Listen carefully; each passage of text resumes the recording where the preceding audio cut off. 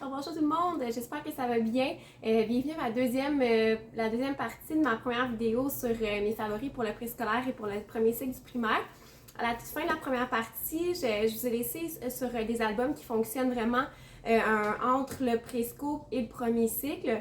Mais sachez que même ce que je vais vous montrer juste après mon introduction, ça peut fonctionner aussi à d'autres niveaux, même chose pour vos présco. Alors, ceux et celles qui n'ont peut-être pas écouté la première partie, simplement vous dire que la liste de livres disponibles, la liste des livres que je vais vous présenter en fait se retrouve sur le blog adppédago.com dans la section catalogue et thématiques. Donc, vous allez avoir la liste des livres avec les thématiques abordées, aussi les pistes d'exploitation pédagogique que je vous suggère et du matériel téléchargeable gratuitement si jamais c'est le cas et si jamais c'est disponible. Alors, étant donné que c'est une capsule vidéo en 2 temps, que ce n'est pas une conférence virtuelle, je me suis permise de mettre un petit peu plus de livres qu'à l'habitude. Et ceux et celles qui me connaissent savent que je parle beaucoup, je présente beaucoup de choses, donc je vais essayer aussi d'être concise. Puis donc je vais vous raconter un peu l'histoire, aussi les choses que je peux faire avec les albums. Alors je vais me lancer de ce pas. C'est essentiel des albums, j'ai quelques premières lectures et 2 albums à bulles, donc des premières bandes dessinées que je vais présenter à vos élèves. Alors, je commence avec une récente nouveauté aux éditions de La Bagnole qui s'intitule Derrière mon fauteuil. C'est un album qui est génial parce qu'il mélange les lieux réels et imaginaires. Donc, ça peut être une belle façon d'inspirer les élèves à l'écriture. Il y a aussi une fin ouverte, donc ça permet de faire un peu comme un 5 à 7 d'écriture qui serait la deuxième histoire mettant en scène notre narrateur. Alors, l'idée derrière mon fauteuil, c'est qu'on a un narrateur ou une narratrice, donc on ne sait pas, c'est non genré, qui chaque fois qu'il regarde ou qu'elle regarde derrière son fauteuil, elle va toujours trouver un objet réel et lui imaginer une vie. Alors, comme exemple, il ou elle va trouver un matin une nuit de fourmis et là, doucement, notre narrateur imagine que les fourmis s'en vont à une gare. Alors, on va avoir plein de jeux de mots humoristiques en lien avec l'objet ou encore ici l'insecte. Alors, on va dire qu'en les départs, on a Saint-Jean sur le fourmilieu, part aux fourmis, 5 colonies. On a aussi des fourmis qui vont dire on enverra des photos à la reine. Maintenant, on peut dire qu'on est une colonie de vacances. C'est formidable. Donc, c'est vraiment des jeux de mots super chouettes qu'on pourrait réinvestir avec les élèves. Ou juste une lecture pour le plaisir de lire. Alors, on va avoir aussi un petit popcorn. Donc, on va imaginer que c'est l'anniversaire de Jean Pop, le popcorn. Il va y avoir encore une fois des jeux de mots avec le petit mot pop. Ce sont des illustrations à l'aquarelle. Alors, vous pourriez faire une activité un peu à la manière d'eux en art plastique ou juste apprécier ce médium artistique, donc ce langage plastique-là qui peut être différent d'un autre album. Et on termine l'histoire en allant voir finalement sous le lit ce qu'on pourrait bien y trouver. Et en primeur, il va y avoir une deuxième histoire avec cette thématique-là, mais ça peut vous laisser place à créativité avec les élèves. Vous pourriez leur demander aussi de prendre un nouvel objet qu'ils pourraient trouver derrière le fauteuil et lui imaginer une vie qui serait dans un lieu imaginaire. Donc derrière mon fauteuil, qui est vraiment un must en écriture, vous pourriez l'utiliser aussi à différents niveaux au primaire sans problème. Mon autre album coup de cœur se trouve chez Fonfon, donc une nouveauté qui elle est Oui Dire dans la collection Histoire de rire. Encore une fois, c'est ma collection vraiment favorite. Là. J'adore tout ce qui est humoristique, là, les procédés linguistiques, les illustrations. Vraiment, je préfère une séquence juste sur l'humour en littérature jeunesse. Et ici, on parle de rumeurs, un peu de légendes, des choses qu'on entend, qu'on ne sait pas nécessairement si elles sont vraies. Puis c'est vraiment chouette parce qu'on a une structure un peu poétique, donc de petites phrases, des courtes phrases, puis on a aussi une sonorité, donc on a une musicalité dans les phrases. Alors on pourrait joindre un peu les oui-dire avec un côté une séquence un peu plus sur la poésie. Je donne un exemple. Donc, grand-mère dit que l'âge des coccinelles se voit au point sur leurs ailes. D'autres disent qu'on doit plutôt compter les chandelles sur leur gâteau. Mais pour aller à la fête, attention, il faut recevoir une invitation. Alors, on a l'âge des coccinelles qui serait une espèce de légende urbaine. On a aussi, mon frère dit que j'avale ma gomme à mâcher. Mon ventre se mettra vite gonflé, qui deviendra si gros et si rond que je volerai comme un ballon. Le vent m'emmènera tant et tellement haut que je chatouillerai le ventre des oiseaux. Alors, on a un langage très imagé, dans le côté imaginaire qu'on peut aller chercher dans la poésie. Et ce que j'aime vraiment beaucoup, c'est qu'on voit aussi les personnages comme le petit chaperon rouge, la grand-mère. Alors, on peut aller piger dans ça pour après ça travailler les contes qui sont déroutés. Et il y a aussi des rumeurs qu'on a entendues, puis les Fonfons, en fait l'éditrice à la toute fin, nous invite à chercher l'origine du phénomène, entre autres l'âge des coccinelles, les nuages, le ventre gonflable, l'origine de la planète. Donc ça peut aussi vous amener à une séquence en sciences, à vous informer notamment sur l'âge des coccinelles, donc démystifier ces rumeurs. Et en essayant aussi justement de parler de rumeurs, de choses qu'on raconte qui ne seraient peut-être pas fondées sur les autres. Donc les oui-dire, c'est vraiment chouette pour l'écriture, la lecture, les discussions et c'est aussi très drôle. Parlant de drôle, je pense que celui-là, c'est le summum de l'humour. Alors, chez Fonfon toujours, qui est Orbi, dessine-moi un Billy Bouton. La première chose, quand l'éditrice a lu le manuscrit au début, on se tordait réellement de rire. Et ce que j'aime beaucoup, c'est qu'on joue avec l'objet livre. Donc, si vous voulez faire un peu une présentation de l'album en littérature jeunesse, donc tout ce qui est la couverture, la page de garde, les pins, etc., ça peut être une bonne idée avec Billy Bouton parce qu'on va avoir Fred qui va jouer d'abord en disant à Orbi qu'il a vu son nom sur la couverture et qu'il y a un petit truc à lui demander. Puis là, il va soulever la page et on va trouver Orbi qui est derrière. On a aussi à un moment donné Fred qui va s'enfarger le pied dans la pagination. On a aussi des références de notes de l'éditrice également qui répètent que que Orbi avait demandé plusieurs fois ce qu'était un Billy Bouton. L'idée, c'est que Fred veut qu'Orbi lui illustre un Billy Bouton et il ne dit jamais ce que c'est. Et la pauvre Orbi sort de ses gonds parce qu'elle n'arrive pas à dessiner un Billy Bouton. Donc, ça ressemble aussi à la bande dessinée, donc on pourrait faire une séquence sur la BD après. On implique une autre illustratrice assez connue que je ne dirai pas le nom. Puis, il y a une activité que j'ai vue sur les réseaux sociaux et je pense que c'est la librairie Monet qui a donné l'idée. C'est de jumeler les élèves en équipe de 2, donc un qui fait un texte descriptif sur le Billy Bouton et son compagnon doit le dessiner. Sinon, ça permet aussi d'explorer le rôle la chaîne du livre, l'éditrice, l'éditeur, l'auteur, l'autrice, l'illustrateur, l'illustratrice. Donc, c'est vraiment génial comme album. Je sors un peu des nouveautés, toujours avec Fonfon. Celui-ci, Monsieur Tralalaire, c'est dans la collection Histoire de vivre. Donc, je vais avoir une intention différente dans cet album-ci. Je l'aime particulièrement pour tout ce qui est les énumérations parce que ce n'est considéré que le texte n'est que basé sur des énumérations. On voit aussi les saisons, donc on peut avoir un côté en sciences. Il y a beaucoup de jeux de formes géométriques aussi. Donc, ça pourrait être possible de voir combien de types de formes je vais retrouver pour faire un peu comme une moyenne de ce qu'il y a. Et l'éditeur propose aussi une fiche pédago où on peut calculer le parcours fait par M. Tralalaire, qui est un facteur. Alors, je vous montre un extrait, en fait, de ce qu'il en est. Alors, on dit que M. Tralalaire est le facteur de la compagnie Poste Tralala. Tous les matins, avant de partir de chez lui, il prend un bon déjeuner. Il mange un bol de céréales, une banane, une rôtie au beurre d'amande et à la confiture de fraises, une orange, une gaufre au bleuet, un kiwi, un croissant au beurre, un yogourt au miel et à la lavande, ainsi qu'un biscuit au blé. Il termine le tout avec un grand verre de jus d'orange, une tasse de café, une bouteille d'eau et 1 litre de lait au chocolat. On a aussi les déterminants avec les noms, les groupes du nom, comme vous pourriez aller chercher ici. Pour ce qui est des vêtements durant les saisons, donc ce qu'on porte, nommer les types de vêtements. On peut aussi s'amuser en plastique à créer notre Monsieur Tralalaire et lui bâtir un tout autre habit. Puis Monsieur Tralalaire aussi amoureux d'une résidente dans son village. Alors, on a aussi, c'est un peu ce côté-là qu'on pourrait ajouter cet album-ci dans un réseau sur la Saint-Valentin, l'amitié et l'amour. Puis, c'est aussi des illustrations qui sont très différentes des autres albums, donc vous pourrez vous inspirer aussi pour un projet d'art à la manière d'eux.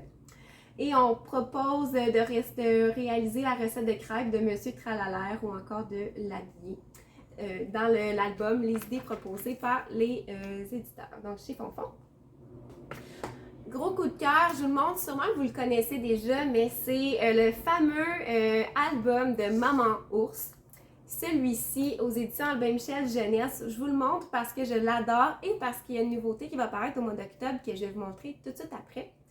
Alors, Maman Ours, c'est une série, donc il y en a plusieurs autres. C'est Michel l'ours qui est hyper grincheux, mais il me le fait mourir de rire. Donc, encore une fois, je suis dans l'humour. Ce qui fait rire, c'est surtout le personnage. C'est un album qui peut fonctionner pour la migration des oiseaux parce qu'on a des oies à l'intérieur. C'est un album aussi pour le schéma du récit qui est tout simplement génial pour le récit en 3 temps. Si vous avez envie de travailler aussi les traits de caractère, on peut le voir avec Michel l'ours. Les courtes phrases aussi négatives, parce qu'il y en a plusieurs. On dit au début que Michel n'aime pas la pluie, Michel n'aime pas le soleil, il n'aime pas non plus les animaux petits, mignons. Vous pouvez demander aux élèves de les mettre en forme positive ou leur montrer c'est quoi la marque de négation dans ces phrases-ci. Michel, lui, adore cuisiner des recettes recherchées. Puis, il va toujours en trouver un petit peu plus des raffinés, puis il mange surtout des œufs. Alors, il va aller chercher chez Madame Moineau les œufs dont il a besoin pour réaliser sa recette de saumon miel. Il va aller chercher d'abord les saumons, le miel de la ruche voisine et il demande à Madame Lois si ses œufs sont bio, donc il lui prend. Cuisine, feu prend dans la cuisinière, ressort et là, ce qui arrive, c'est que Michel est victime d'une erreur d'identité, donc les oisons l'appellent maman. Et Michel déteste les petites choses qui sont mignonnes et petites. Alors, il décide de se débarrasser finalement des petits oisons puisque Maman Oie est partie pour la migration. Donc, il ne peut pas aller lui retourner et connaître du moins ses conditions de retour. Ce qui va arriver en fait, c'est que Michel va apprendre à la dure le côté monoparentalité. Puis, il va devoir montrer également aux oies comment migrer. On termine l'album sur une fin ouverte, ce qui permet ensuite de faire un 5 à 7 d'écriture avec les élèves pour la suite de l'histoire. C'est vraiment un gros coup de cœur, c'est un must à avoir dans sa bibliothèque de classe. Puis si vous aimez Michel l'ours, je vous montre l'album qui va paraître prochainement qui s'appelle Debout, Maman Ours. Celui-là, ce qui est vraiment particulier, c'est que c'est un livre interactif qu'on va solliciter la participation du lecteur ou de la lectrice. Donc, c'est vraiment comme un livre super drôle, puis un livre qui peut aller chercher les lecteurs ou les lectrices un petit peu plus réticents ou qui n'ont pas le français comme langue première, par exemple, et de juste s'amuser avec l'objet livre. Alors, on commence dans les pages de garde, on dit « Aramis Portos », ce sont les petites souris. Vous êtes prêts? On va faire un livre interactif. Génial, mais je ne sais pas ce que ça veut dire. Génial, mais moi non plus. Interactif, ça veut dire que le lecteur va participer à l'histoire. J'adore les lecteurs. C'est quoi un lecteur? Aucune idée. Le lecteur, c'est celui qui nous regarde, là. Qui nous regarde, mais on n'a pas mis de culotte. Oh, je vois les narines du lecteur. Avant de commencer notre livre, il faut trouver un titre. Que dites-vous de ça, le livre qui faisait des trucs? Ou le livre interactif? Je ne sais pas écrire attractif. C'est interactif. Demandons à Maman Ours... Michel est dans plein de livres. Debout, Maman Ours! Oh, malheur, tu as crié Debout, Maman Ours sur la page de titre. Le livre s'appellera comme ça maintenant. Ça me plaît, comme ça, Michel est obligé d'être dans le livre. Là, réveillons-le pour que ça commence. Je sais, le lecteur peut le faire. Lecteur, tapote l'épaule de Michel pour le réveiller, s'il te plaît. Il dort toujours. Peut-être que le lecteur peut le retapoter. Vas-y, lecteur, ne sois pas timide. Retapote Michel vigoureusement. Et là, Michel arrive et on dit que c'est le lecteur. Durant la lecture, on va devoir brasser le livre pour faire bouger Michel. On va devoir tourner le livre pour faire tomber Michel encore une fois. Pauvre Michel. On va pouvoir le bouger de tout bord, tout côté également. Donc, c'est vraiment, c'est pas nécessairement une histoire avec un début, milieu, une fin, que l'interaction du livre et l'arrivée de Michel. Donc, c'est vraiment très drôle. Puis, honnêtement, c'est un beau plaisir, un beau moment de lecture que vous pourriez avoir avec vos élèves, avec celui-ci, Debout, Maman Ours, qui paraît au mois d'octobre. Des œuvres plus classiques que j'adore présenter, toujours chez le même éditeur. J'ai celui-ci qui est Cher Dragon, donc c'est un livre, un album avec des lettres. Vous avez Cher Monstre, Cher Père Noël également qui sont déjà parus. Alors c'est Alex, le petit garçon, qui trouve un dragon chez lui, puis il est super content, sauf qu'il ne sait pas comment s'en occuper. Donc il va écrire des lettres à des experts pour avoir de l'aide. Et ce que j'aime beaucoup en fait, c'est le fait que le garçon, l'enfant demande l'aide d'un adulte et c'est bien vu. Donc j'aime quand même ce côté-là dans l'album. Puis on va recevoir les réponses écrites par les experts dans l'album. Ce que vous pourriez faire avec les élèves, c'est leur demander de rédiger une nouvelle lettre, en fait, un nouvel expert qui pourrait répondre à Alex. Si jamais vous avez envie de complexifier un petit peu plus l'activité, vous pourriez demander d'écrire une courte lettre qui serait celle envoyée par Alex. Donc, il faut quand même comprendre la réponse pour écrire la lettre précédente. Sinon, vous pourriez aussi prendre une lettre puis inviter les élèves à se placer en équipe d'experts pour trouver les différentes classes de mots, par exemple. On va avoir aussi les besoins primaires du dragon, donc l'alimentation, l'hydratation, le logement. Alors, on peut aller travailler un petit peu vers l'univers social d'une créature qui est imaginaire. Faire une séquence sur les dragons aussi. Donc, c'est vraiment une très belle histoire que j'aime beaucoup. Puis, on voit les lettres changent aussi en fonction du destinataire. Alors, c'est vraiment un gros coup de cœur. Puis, vous pourriez faire un réseau sur la correspondance, les lettres épistolaires en classe aussi. Alors, gros coup de cœur pour Cher Dragon. Je continue avec Mon Amour, celui-là ici. Si vous avez vu dans la vidéo précédente, j'ai présenté ma maison qui permet de travailler plus l'univers social au Presco. Pour Mon Amour, vraiment, sa grande force, c'est la polysémie des mots.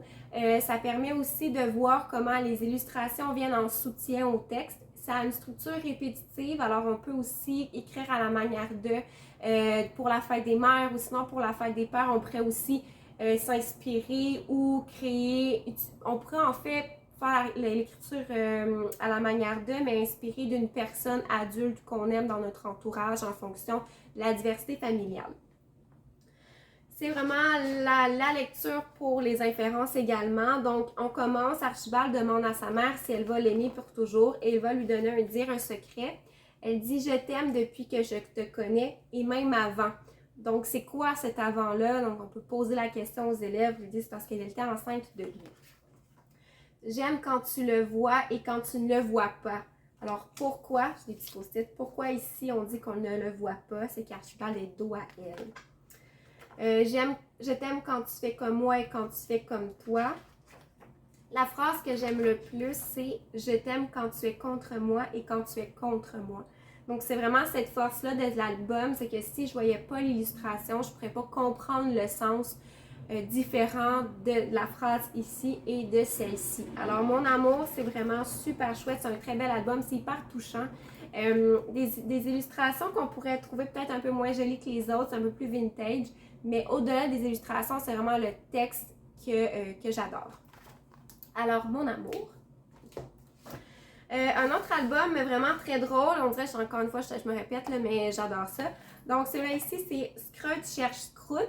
C'est l'album que vous pouvez aussi utiliser à différents niveaux. Vous pourriez avoir comme stratégie de survol, en savoir ce qu'est un Scrout, est-ce que c'est le petit écureuil qui est ici, l'oiseau qui est derrière notre personnage, qu'est-ce que ça pourrait être, est-ce que ça peut être le renard qui est ici. Alors, ça, c'est une histoire aussi qui a beaucoup de virelangues. C'est hyper drôle, une structure répétitive, mais qui va demander une pratique, donc une certaine diction. Certains noms de personnages sont très longs, sont quand même difficiles à lire, donc moi je vous inviterai à les écrire au tableau, puis à demander aux élèves de les lire à votre place, comme ça vous allez pouvoir tout le monde rire, puis ça va être assez comique. Alors je donne un extrait. On commence en disant « Scrout le Greut cherche son Scrout. Son Scrout, son gentil Scrout qui gambadait dans le jardin a disparu. Scrout est très inquiet, son Scrout ne s'est jamais enfui ainsi. Alors Scrout le Greut s'en va à la forêt des croûtes pour retrouver son Scrout. Scrout le Greut croise d'abord Marion, le plus grand coiffeur de Lyon. « Bonjour Marion, dit Scrout. « Bonjour Scrout, répond Marion. « As-tu vu mon Scrout? Lui demande Scrout. Il s'enfuit dans les bois. « Mais oui, j'ai vu ton Scrout, s'exclame Marion. Viens, je vais te le montrer. » Et Marion, le plus grand coiffeur de Lyon, amène Scrout le Greut dans la forêt des croûtes pour lui montrer son Scrout. « Mais non, ce n'est pas mon Scrout, s'écrie Scrout, c'est une route. »« Ah bon, désolé, répond Marion. Alors, scrute le Greut continue son chemin dans la forêt des croûtes pour trouver son scroute. Comme vous pouvez voir, il y a aussi des sons qui se répètent, donc une musicalité du texte. Aussi, pour ce qui est des dialogues, si jamais vous voulez juste montrer des phrases incises aux élèves plus vieux pour leur montrer comment on peut les varier, ça peut être un bon texte modèle également. Vous avez aussi dans les illustrations des indices un peu sur ce qui va se passer. Donc ici, on dit que, attention, peu fiable, qui serait mon chasseur bigueuleux. Puis il y a toujours des malentendus. Donc là, bigueuleux va dire, oui, j'ai vu ton scroute. Finalement, c'est une crotte. On va avoir aussi un autre personnage où Scrute va voir Birch Cassido qui est l'as du lasso. Et évidemment, il va lui montrer quelque chose qui n'est pas son scroute. Puis, on va voir à toute fin le personnage de Apucha Kalakalakalakov, qui lui, c'est un petit peu plus difficile, qui, elle, est vraiment convaincue d'avoir son scroute. Puis, c'est une fin surprenante, donc je ne vous dirai pas la fin non plus. Donc, ça vous permet aussi de montrer un schéma du récit qui est différent. Puis, sinon, c'est juste complètement drôle comme lecture. Dernier album que je vais vous montrer, c'est La Grande Glissade de l'ours. Celui-là ici, ça peut s'insérer dans un réseau autour du personnage de l'ours qui est vraiment très populaire. Je l'aime aussi parce qu'on a une certaine structure, une accumulation de personnages. Vous allez voir quand je vais vous montrer le livre. Puis, on bouge un peu le livre. Donc, je l'aime beaucoup pour ça. D'abord, vous pouvez montrer aux élèves les pages de garde qui sont différentes au début et à la fin. Donc, qu'est-ce qui s'est passé? Qu'est-ce qui peut expliquer ce changement-là? Pourquoi la rivière serait-elle bleue et pas les autres éléments? Donc, ça peut être une question à poser aux élèves avant toute chose. On dit « Il était une fois une rivière qui coulait nuit et jour et qui ne savait pas qu'elle était une rivière. Jusqu'à ce que survienne un ours. » Donc, il y a souvent la répétition de « jusqu'à ce que » qui peut amener les élèves aussi à émettre une prédiction sur ce qui va se passer dans les événements. L'ours était simplement curieux. Il ne se doutait pas de quoi la rivière était capable, ni qu'il était sur le point de vivre une aventure. Jusqu'à ce que... La grenouille lui saute sur la tête. La grenouille était une rainette solitaire qui cherchait des amis et qui n'imaginait pas qu'elle pourrait en avoir plus d'un. Jusqu'à ce que... Les tortues entrent en scène. Elles essayèrent d'avertir l'ours et la grenouille que les choses pourraient mal tourner, ce qui les empêcha de profiter de leur voyage. J'aime aussi qu'on joue avec l'emplacement des illustrations sur la page, ça dynamise beaucoup le texte. Jusqu'à ce que le castor embarque lui aussi. Le castor était capitaine né, il savait exactement où aller, mais il ne connaissait rien des méandres de la rivière. Jusqu'à ce que surgissent les ratons laveurs. Donc là, j'en ai des animaux, j'en ai vraiment plusieurs, on peut les compter aussi, savoir combien il va y en avoir d'autres qui vont s'y joindre. Donc les ratons laveurs s'amusent follement dans les virages et les tourbillons, mais ne savent pas qu'il fallait être prudent. Et ensuite un canard, j'aime beaucoup la focalisation aussi, le rapprochement qu'on a fait sur les personnages, parce que là on a vraiment l'air d'être vraiment très pris, il manquait beaucoup d'espace sur notre bio de bois. Et jusqu'à ce que... Ici, page sans texte, les émotions, on pourrait ajouter des phylactères avec des onomatopées, on pourrait vraiment comme dynamiser cette page-ci avec du texte ou non. Puis là, on va bouger le livre parce que là, oh, c'est pas tout de suite, il va tomber comme ça dans la rivière. Puis là, on va avoir des petites phrases comme quoi chacun s'agrippe les uns après les autres. Et finalement, ils vont se ratterrir et ils sont très heureux. Puis finalement, grâce à la rivière, ils sont devenus des amis. Et alors qu'ils étaient tous très solitaires, c'est maintenant rassembleurs. Donc, c'est vraiment une histoire que j'aime beaucoup pour le fait qu'on parle de rencontres, le fait qu'on a aussi la possibilité de faire des prédictions. Donc, c'est une belle lecture interactive. Puis, on peut l'ajouter sur le réseau de l'ours aussi. Première lecture, j'ai presque terminé la présentation. Donc, d'abord, je vais juste faire un petit clin d'œil sur les histoires de lire de Fonfon. Il y en a vraiment plusieurs. C'est toujours, on a 4 livrets qui mettent toujours l'accent sur un auteur, j'ai dit 4, mais 4, un auteur ou un illustrateur, autrice ou illustratrice. Puis, dans chacun des livrets, comme lui, j'ai celui sur Valérie Fontaine, vous allez toujours savoir ce que le livre comprend. Donc, le nombre de pages, le nombre de pages, donc 12 qui sont toujours consacrées à l'histoire. Donc, j'ai mes premières pages de présentation. Vous avez le nombre de mots, les phrases, combien elles ont de mots, sur une structure répétitive aussi. Puis, vous avez les mots étiquettes que vous pourriez explorer avec les élèves avant la lecture du petit feuillet. Donc c'est ça, vous avez toujours la phrase en dessous avec une illustration. Puis ce qui est bien, c'est que sur le site de Fonfon, vous pouvez télécharger le document en fait qui vous permet de créer une histoire de lire comme ça ici, donc même avec le petit code ISBN à la fin. C'est la possibilité avec des trottoirs ou non, puis j'ai mis les élèves en équipe de 2, donc un qui écrit, un qui dessine, puis ça vous permet de créer votre propre histoire de lire. Et à cet effet, je vous invite à aller sur le site de Fonfon puisqu'ils ont créé un atelier créatif qui vous permet vraiment de créer vos propres histoires avec les élèves. Vous prenez les personnages des histoires de lire, des albums ou autres. C'est gratuit, donc allez voir, c'est l'atelier créatif sur le site de Fonfon. Première lecture aussi, par exemple, si vos élèves disent qu'ils sont tannés de lire de petits livrets comme ça, ils veulent avoir quelque chose de plus dense, mais qui n'a pas nécessairement plus de texte, je vous invite à explorer la collection Je lis seule aux éditions de La Bagnole, mais la série Mon ami imaginaire, ici j'ai le tome 1. Donc c'est Emma qui a une amie imaginaire, donc c'est une belle relation d'amitié qui peut se transposer aussi, amener les élèves à créer leur ami imaginaire ou à parler de leur ami imaginaire si jamais ils en ont un. Et la particularité, c'est qu'il va y avoir une phrase par illustration, donc un peu comme le fait Fonfon, une ou deux phrases. Donc, étant donné que c'est un livre à gros caractères, les élèves ont l'impression d'avoir lu un gros livre alors qu'il n'y a pas beaucoup de texte à l'intérieur. Ceux qui sont plus habiles au Presco aussi, j'en ai vu qui lisaient la série Mon ami imaginaire. Donc, il y a 3-4 tomes si je ne me trompe pas. C'est vraiment super chouette comme première lecture quand les élèves veulent avoir un format plus gros que ceux-ci. Encore une fois, si vos élèves ont acquis, ils sont en apprentissage à lecture, pour eux, c'est assez simple. Ils ont besoin de plus de texte, mais ne veulent pas tomber dans les romans à petits caractères. Dans la même collection, il y a entre autres les titres, ici j'ai Clochard veut ses 9 vies, mais il y a aussi CSI Ruelle qui est sur l'enquête, on a aussi Truc de peur qui est sur des histoires un peu plus de peur. Puis Clochard veut ses 9 vies. Ce que j'aime de lui, c'est qu'on peut demander d'abord pourquoi c'est 9 vies. Donc, c'est quoi cette légende urbaine-là qu'on associe au chat? Ça peut être une porte d'entrée à la lecture.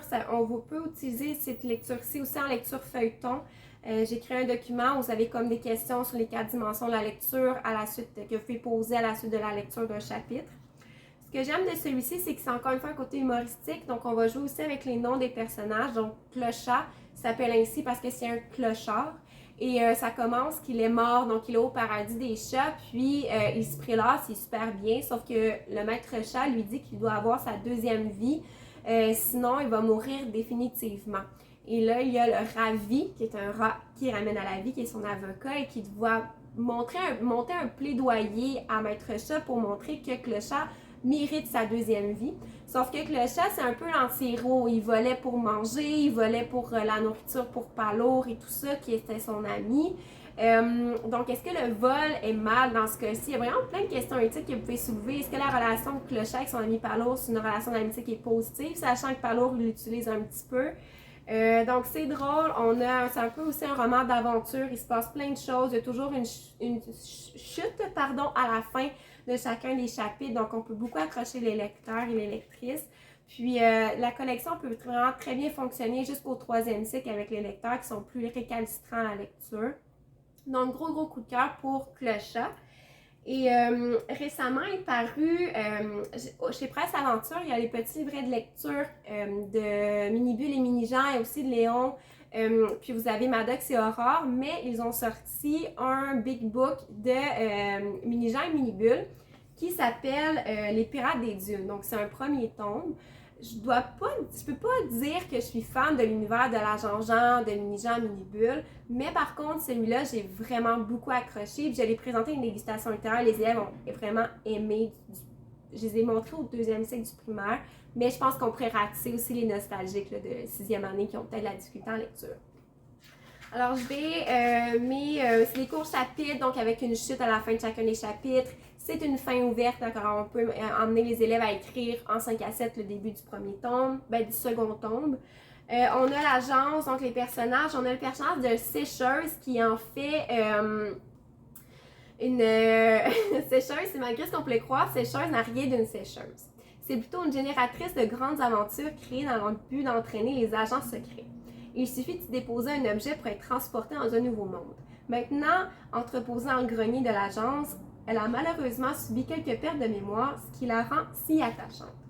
Puis là, ce qui va arriver, c'est que Mini-Jean et Mini-Bulle vont s'être fait punir. Puis là, ils vont être dans le grenier et ils vont trouver le fameux personnage de sécheuse. Puis là, ce qui va arriver, c'est que... moi, j'ai comme lu, puis j'ai en train de retourner dans l'histoire, je me rappelle ce qui s'était passé, puis j'avais vraiment beaucoup aimé ça. Et là, ce qui va arriver, c'est que Mini-Bulle va mettre une pierre, je me suis mis dans la sécheuse, puis là, ils vont se transporter dans un monde où ils sont des pirates. Puis là, tous les personnages qu'on connaît habituellement, ils ont changé de rôle et ils doivent réussir leur mission pour pouvoir revenir dans leur vrai monde. Puis à un moment donné, Mini-Jean, il dit que la mission est trop simple, donc la sécheuse va comme complexifier l'histoire. C'est vraiment chouette, c'est vraiment un roman d'aventure à gros caractère, donc j'ai beaucoup aimé. Ce qui est Mini-Jean et Mini-Bulle, les pirates des dunes. Les deux autres suggestions que je vous propose, ce sont aux éditions de la Bagnole toujours, les albums à bulles. Donc ce sont des premières bandes dessinées. J'ai ici Super Groin, le premier tome, et le petit bout de papier. Je vais commencer avec Super Groin. Vous allez voir sur le document que j'ai mis sur le blog, j'ai créé une lecture collaborative pour enseigner la bande dessinée. Je n'irai pas dans le détail, mais en fait, c'est de page en page. Vous posez des questions aux élèves qui vont vous amener à nommer les éléments de la bande dessinée, comme le gaufrier, les cases, les phylactères, etc. C'est vraiment adapté pour le premier cycle du primaire. Alors, quand on dit album à bulles, donc Super Groin, d'abord, c'est un super-héros cochon qui peut être un personnage imaginaire, là, ce n'est pas dit, c'est Gélinotte qui le voit. Puis, album à bulles, donc, comme je disais, c'est que vous allez avoir 4 cases. Grosso modo, on peut jouer un petit peu avec le gaufrier, avec les phrases en dessous comme le narrateur, puis vous allez avoir un peu de texte qui est vraiment associé au langage de la BD, les phylactères, etc. Ce qui arrive ici, c'est que Gélinotte renverse son verre d'eau quand elle dort et là, elle a besoin d'aide pour régler la situation. Puis c'est là que Super Groin va arriver. J'aime aussi l'idée qu'on peut écrire à partir d'un petit quelque chose qui arrive dans notre quotidien. Donc, quand les élèves ont le syndrome de la page blanche, on peut revenir à comme qu'est-ce qui s'est passé ce matin, est-ce qu'il t'est arrivé quelque chose, puis partir de là pour créer une histoire complètement éclatée. Donc, ça permet aussi l'album à bulles de montrer aux élèves des premières bandes dessinées ou aller chercher des élèves qui ont un petit peu plus de difficultés en lecture, qui sont plus récalcitrants aussi.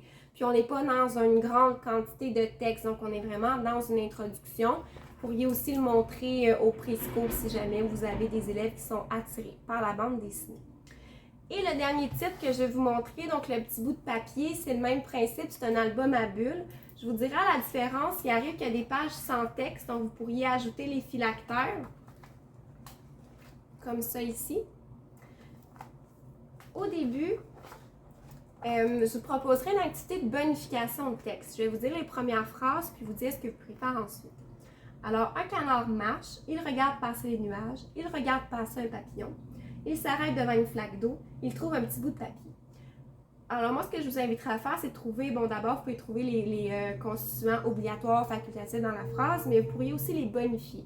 Donc, cacher les phrases en dessous, juste numériser sur le TNI, ces 2 doubles pages-là, et amener les élèves à bonifier. Donc, je pourrais ajouter un groupe adjectival, est-ce que je pourrais ajouter un complément, est-ce que je pourrais modifier mes pronoms, enrichir et tout ça. Donc, ça peut être une belle activité de bonification de texte. Alors, il le regarde, il l'observe, il le ramasse, il joue avec, il essaie de manger. Encore une fois, vous pourriez bonifier les phrases. En fait, sur le petit bout de papier, il va rencontrer une jeune fille, puis ils ne savent pas lire. Donc, ils vont essayer de trouver quelqu'un dans le village qui va pouvoir lire ce qu'il y a sur le papier. Et j'aime vraiment beaucoup aussi quand on parle de livres dans les livres. Puis sur le petit bout de papier, ce qu'il va trouver, c'est qu'il s'est écrit « Je t'aime ». Puis ils vont trouver ça vraiment très très beau comme petit mot. Et ils vont dire « Je t'aime moi aussi ». Donc on est un peu dans le côté de l'amour si on veut acheter au réseau de la Saint-Valentin. Mais c'est vraiment sa pertinence, c'est de montrer des bandes dessinées plus simples, un peu comme Super Groin. Puis ici, je voyais un peu un prolongement de bonification de texte. Alors, c'est ce qui fait vraiment le tour pour la deuxième partie de ma vidéo en lien avec mes favoris pour le premier cycle du primaire. Si jamais vous voulez plus de suggestions de lecture, n'hésitez pas à m'écrire. J'ai aussi des listes thématiques qui ont été déposées sur le blog également. J'en profite pour souhaiter vraiment une très belle année. N'hésitez pas à me formuler aussi vos commentaires.